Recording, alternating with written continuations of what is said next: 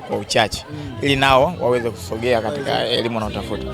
Sawa, kwa upande wako wewe shule, ni tukio gani ambalo limeshawahi kukukuta, umeshakutana nalo mpaka sasa hivi bado unalikumbuka?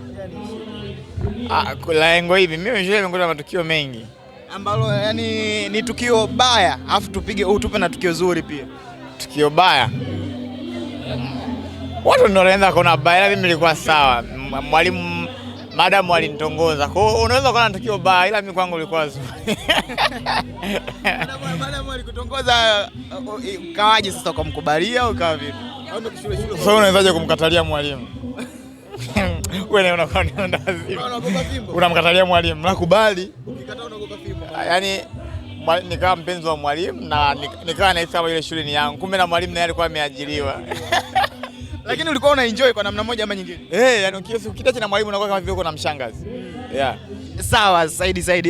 Sasa hivi mitandaoni ukipita kwa content creators pamoja na comedian, kwanza ni tasnia ambazo zinaongelewa zaidi kwa sasa kuliko tasnia nyingine yote. Kwa upande wako ambaye uko ndani ya hizo moja wapo ya hiyo tasnia, unahisi ni sababu zipi hasa zinawafanya nyinyi kuwa miongoni mwa tasnia zinazoongelewa zaidi kwa sasa nchini? Kwa sababu ni tasnia ilikuwa kwenye level ya kukua, kwa ipo kwenye hatua za ukuaji, kwa ili kuwe watu wanakuwa wanapush sana kwenye ile ni harakati ya kupush, unakuta lazima watu waongelee. Yeah. Sawa, hili litakuwa la mwisho Saidi. Content creators na comedian, mna mafanikio sana, mnaonekana mna mafanikio. Kuna wengine wanasema kwamba content creation pamoja na comedian inalipa, na kuna wengine pia wako kwenye hizo tasnia wanasema kwamba hailipi. Usidanganye wapi? Uzuri umekuja kwenye engo nzuri. Alikuwa anauliza mafanikio ya kitasnia. Unaweza kumuona ishie kwa ajili ya kuloga.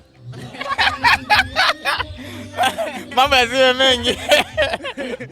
Kwa hiyo ufanikiwe kidogo inabidi kama ukiona umeshafanya kazi, muone Abdulrazak ni mganga yule, analoga unafanya.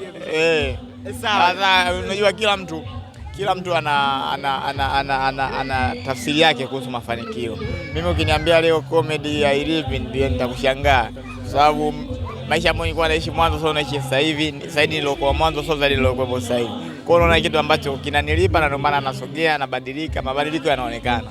Kwa upande wako wewe una invite vijana kuingia kwenye hii tasnia kwa sababu ina mafanikio?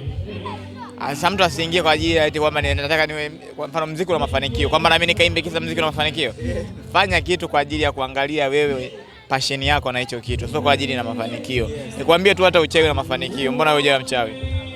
Hauna passion na uchawi, si ndio? Kufanya kitu ambacho una passion nacho. Sawa mzee wangu, shukrani sana. Haina noma. Poa.